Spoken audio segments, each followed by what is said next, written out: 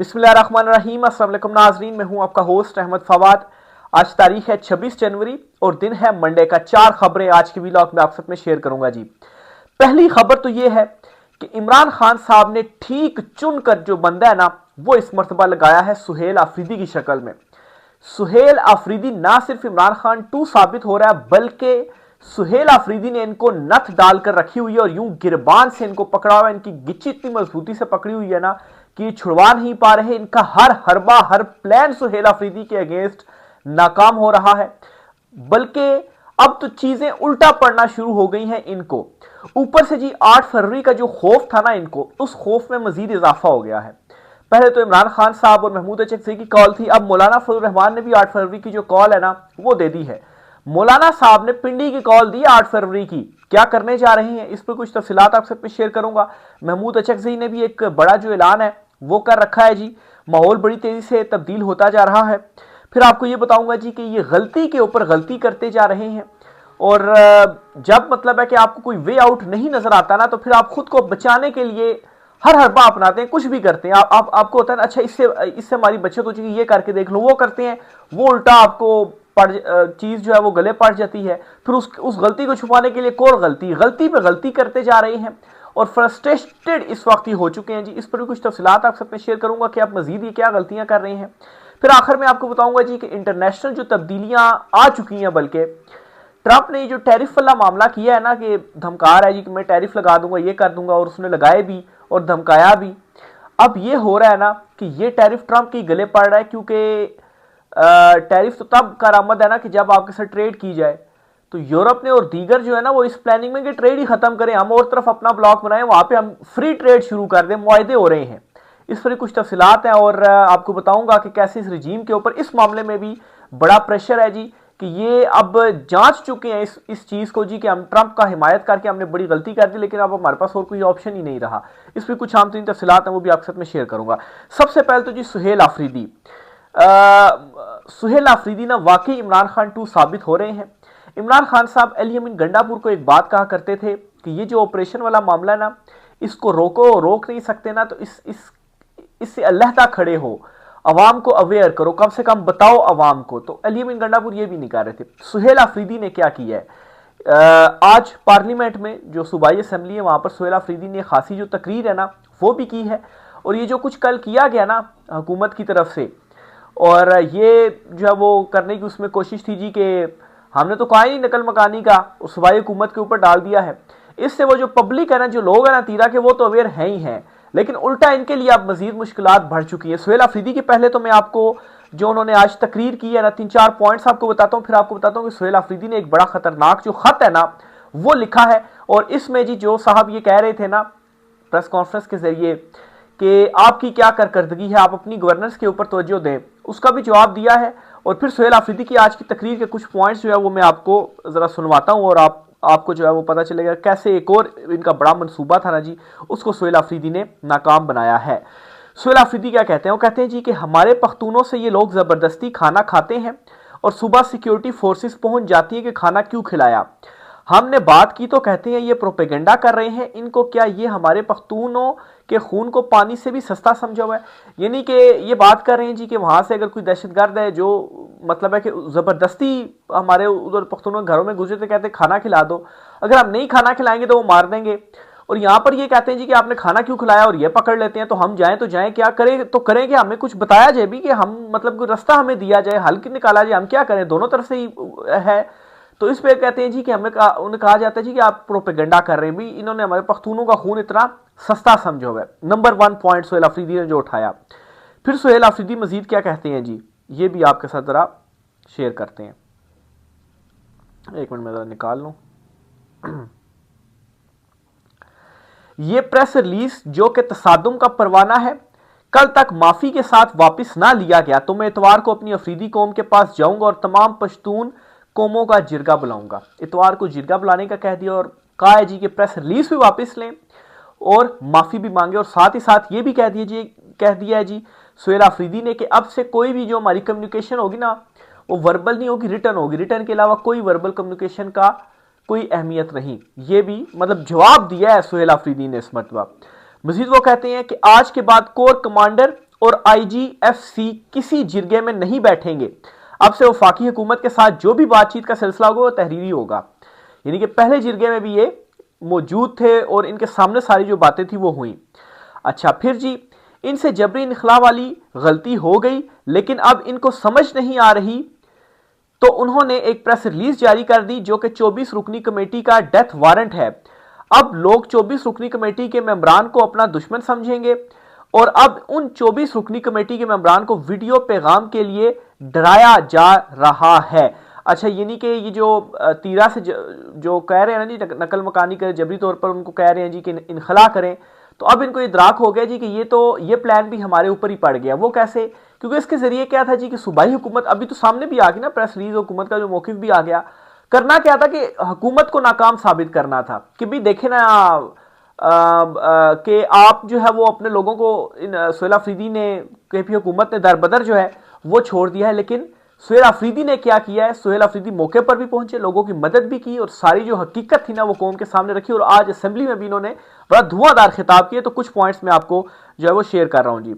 फिर वो कहते हैं जी, सुहेल अफरीदी कहते हैं कि आपका इरादा दहशतगर्दों को खत्म करने का नहीं बल्कि मुझे या सूबाई हुकूमत को नीचा दिखाने का है। लेकिन एक प्लान ये बनाते हैं और एक प्लान अल्लाह बनाता है और अल्लाह बेहतरीन प्लान बनाता है। तो सेम बात करती थी कि आपका इरादा दहशतगर्दी खत्म करने का नहीं था, हमें नीचा दिखाने का था, लेकिन उसमें भी आप बुरी तरीके से नाकाम जो है वो हुए हैं।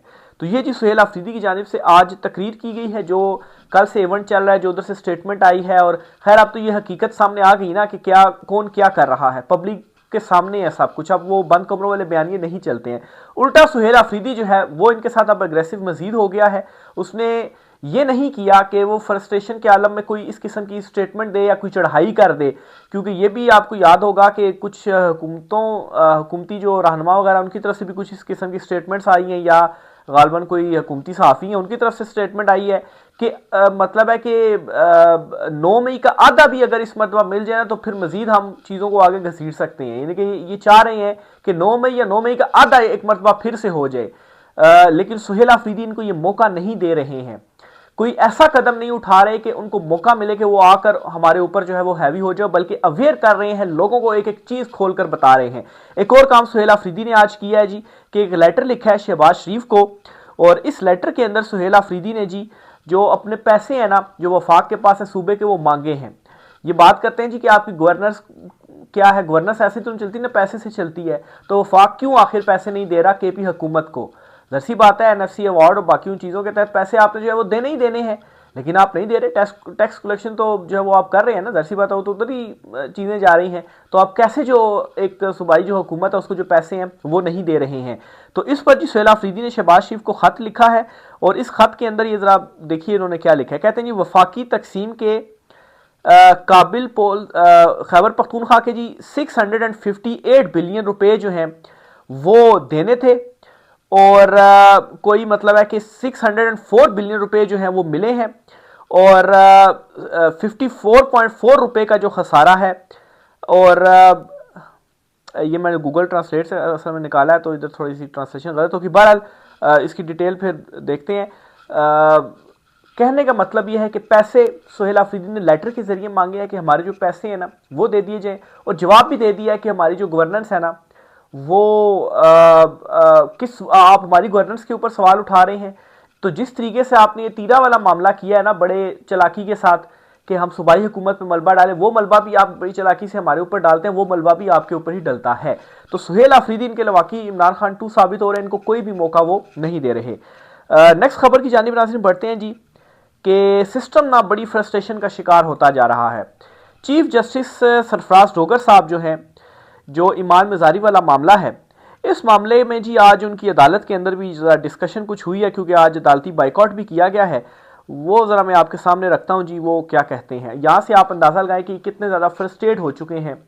क्या हुआ है जी? मामला कुछ ये है कि वुकला ईमान मजारी, हादी चट्टा की सज़ा के खिलाफ सरापा एहतजाज है।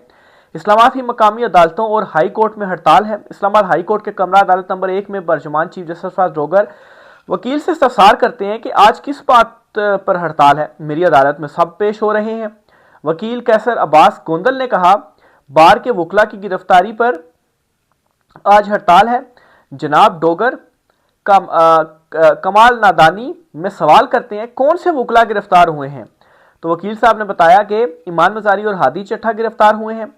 जनाब डोगर साहब ने अगला सवाल दागते हैं कि क्या आप इन्हें वकला समझते हैं। वकील खामोश रहे तो जनाब डोगर साहब ने का बेचैन दावतनामा आता है कि अगर आप इन्हें वकला समझते हैं तो चैम्बर में आकर इजहार राय दे सकते हैं।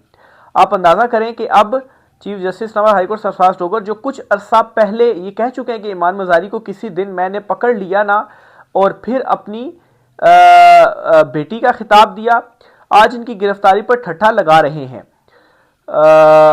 ये आज जो मामला है ना जी, चीफ जस्टिस सरफराज डोगर उनकी अदालत में हुआ कि एक मरतबा इनकी अदालत में पेश हुई थी ना ईमान मजारी जो हैं, तो उनको इन्होंने क्या कहा था जी कि किसी दिन पकड़ लिया ना तो फिर मैं इस किस्म का धमकी टाइप जो है वो मामला हुआ था, तो उन्होंने दरखास्त दे दी थी।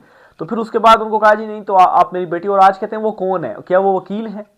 तो ये ईमान मजारी और हादी चट्ठा जो है, अब ईमान मजारी जो हैं, अच्छा एक और भी बात आपको बताता चलो कि ईमान मजारी जो है उनका पीटीआई के साथ नजरियाती इख्तलाफ है, ठीक है, चले इख्तलाफात जो है वो अपनी जगह पर, लेकिन आखिर क्यों है कि हर तबके को ही इस वक्त ये दबाने में लगे हुए हैं, हर तबके को जो है वो दबाया जा रहा है। और ये बात आप याद रखिएगा कि एक हद तक आप दबा सकते हैं। वो फिजिक्स में ना हम एक इलास्टिसिटी का एक रूल पढ़ते हैं ना कि किसी चीज़ को आप मतलब है कि खींचते हैं ना, तो एक हद होती है कि आप उसको खींच सकते हो, उसके बाद टूट जाती है तो बस वो फिर गई चीज़। तो इसी तरीके से ये भी मामला है कि आप किस हद तक दबाएंगे अवाम को, हर तबके को चूंकि दबाया जा रहा है। अब ये वकला तबका है उनको भी दबाया जा रहा है, जो कुछ आवाज़ें थी उनको भी दबाया जा रहा है, बाकी जो बार्स वगैरह हैं उनको तो आप छोड़ें ही ना। उन बार्स के हवाले से आज चीफ जो जस्टिस मोहसिन अख्तर कियानी साहब है वो क्या कहते हैं, वो कहते हैं जी कि हमने 2 वकला के केस में देख लिया कि इस्लामाबाद हाई कोर्ट बार बहुत अच्छी बार है, आपके साथ खड़ी होती है, मुकदमा भी खुद बनवाती है, हड़ताल भी खुद करती है, गिरफ्तार भी खुद करवाती है और जेल तक भी छोड़कर आती है। ये जस्टिस मोहसिन अख्तर कियानी साहब ने जो रिमार्क्स हैं वो दिए हैं बार के ऊपर कि भी वकील खड़े ही नहीं हो रहे ना। असल में ये भी मसला है, जो कुछ आवाज़ें उनको इतना दबा दो, इतना दबा दो, उठा के फेंक दो, उनकी आवाज़ें जो है वो खामोश जो है वो कर दो। तो ये कब तक इस तरीके से चीज़ें चलेंगी, ज़्यादा देर तक ये चीज़ें नहीं चल सकती। जब ये मतलब है कि वो पॉइंट आ गया ना कि जब बस हो जाएगी तो बस फिर उसके बाद सब कुछ उलट पुलट हो जाएगा, और वो चीज़ बहुत जल्द आने वाली है। और सुहेल आफरीदी को भी ये चीज़ मालूम है कि उनको भी फ्रस्ट्रेट किया जा रहा है कि कुछ ना कुछ नो में इनको दिया जाए, लेकिन अब वो ऐसा जो है वो फ्रस्ट्रेट इस मरतबा वो नहीं हो रहा, पर पुरअमन तरीके से डेरा में भी वो आए और बाकी जो मामलात हैं उन मामलात को भी हैंडल वो कर रहे हैं। अगली खबर जी आपसे शेयर करते हैं कि मौलाना फजल रहमान ने 8 फरवरी को पिंडी में जलसे का ऐलान कर दिया है। रावलपिंडी में जी जलसे का ऐलान किया है। 8 फरवरी की कॉल तो पीटीआई की भी है, पहिया जाम हड़ताल की है, और फिर महमूद अचकज़ई ने भी कह दिया, आज फिर से ऐलान किया जी कि कोई कॉल शल वापस नहीं हो रही है। किसने कहा कॉल वापस हो, उनसे सवाल वगैरह पूछा गया तो कहते हैं कि कॉल है और 8 फरवरी को पहिया जाम हड़ताल जो है वो होगी।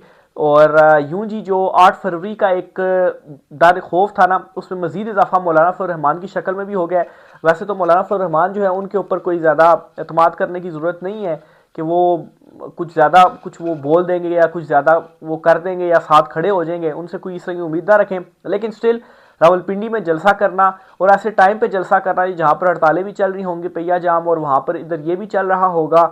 और अच्छा, इस चीज़ को काउंटर करने के लिए हुकूमत ने क्या किया जी, 8 फरवरी को बसंत का ऐलान किया कि बसंत जो है वो आप सारे मनाएं। तो बसंत पे भी लोग क्या कर रहे हैं, उन्होंने कह दिया 804 के जो गुड्डे हैं ना वो उड़ाएंगे, यानी कि जो बसंत है ना वो भी आप देखिएगा कि पहिया जाम हड़ताल में ही तब्दील हो जाएगी। और ये कहेंगे जी देखें जी आज तो बसंत है, ज़ाहिर सी बात दुकानें बंद नहीं होंगी। चले अगर आप ये करते हैं तो फिर आसमानों पर कहाँ 804 कह दिया, 804 जो है वो गूंज रहा है। पुलिस कितने घरों में जाकर गिरफ्तार तो जो है वो जाकर करेगी, पूरे शहर में क्या पुलिस लोगों को आप गिरफ्तार करेगी, इतनी पुलिस तो खैर नहीं होती ना, इस तरह से जो चीज़ें हैं जी वो पॉसिबल होती हैं। तो बहरहाल जी ये आज कुछ इंपॉर्टेंट अपडेट्स थी। आखिर में एक इंटरनेशनल खबर आपके साथ शेयर करता चलूँ जी कि अब ट्रंप जो है ना, जो दूसरों को तनहा कर रहा था टैरिफ वगैरह लगा के, अब उसकी बारी आ गई है। यूरोपीय यूनियन और भारत चंद रोज़ में फ्री ट्रेड मुआहदा करने जा रहे हैं। इस फ्री ट्रेड की मार्केट तकरीबन 2 अरब आबादी पर मुश्तमिल है। तकरीबन दुनिया की आबादी का 1/4 इस फ्री ट्रेड मुआहदे से फ़ायदा उठाएगा। अच्छा, इसमें पाकिस्तान और चीन नहीं है। अगर इसमें चीन भी शामिल हो जाता है तो फिर तो दुनिया की आधी आबादी तो एक तरफ ही हो गई है, और दूसरी तरफ हम जो है वो किस तरफ है, ट्रंप के पीछे लगे हुए हैं। और मसला इस वक्त ये पड़ा हुआ है ना, क्यों ट्रंप के पीछे लगे हैं कि ट्रंप अगर नाराज हो गया तो हमारा क्या होगा, हमारा इक़्तिदार खत्म हो जाएगा। यहाँ पर इमरान खान होता तो उसको तो इस चीज़ का नहीं था, क्योंकि अवामी जो सपोर्ट है वो इमरान खान साहब के साथ खड़ी थी। इनको तो मसला है ना कि अवाम साथ नहीं खड़ी हुई, तो फिर जाहिर सी बात है इक़्तिदार को बचाना है, तो इक़्तिदार इसी तरह बच सकता है कि ट्रंप को जो है वो नाराज़ ना किया जाए। लेकिन अब मसला ये है कि आगे जो ट्रंप फैसले करेगा, ये जो पीस बोर्ड बना है, ये अंदाज़ा हो चुका है जी कि उन फैसलों का बोझ नहीं उठाया जा सकता और ना ही इस फैसले का बोझ हम उठा सकते हैं। तो देखिए जी आगे क्या मामलात होते हैं, किस तरफ जाते हैं, आपसे चीज़ें शेयर करते रहेंगे जी। राय का साथ कीजिएगा। आज की ब्लॉग से इतना ही, इजाज़त दीजिए, अल्लाह हाफिज़।